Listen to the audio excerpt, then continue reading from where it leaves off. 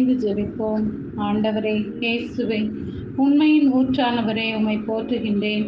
நேர்மையானவரே, நேரிய உள்ளத்தவரை விரும்புபவரே, உம்மை ஆராதிக்கின்றேன். உமது இரக்கத்தால் என்னை தாங்கி நடத்துபவரே, நன்றி கூறுகின்றேன்.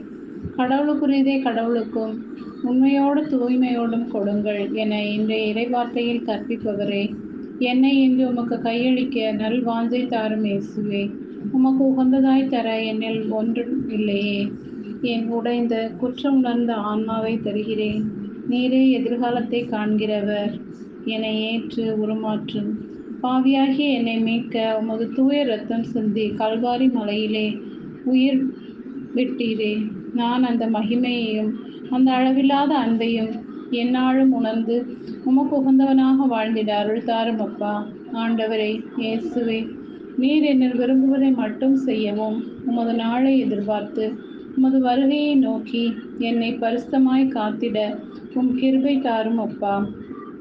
தந்தை ஈந்தால் அன்றி உம்மிடம் யாரும் வர இயலாது என்ற இயேசுவே, இன்றைய நாளில் என்னுடன் கூட இரும்.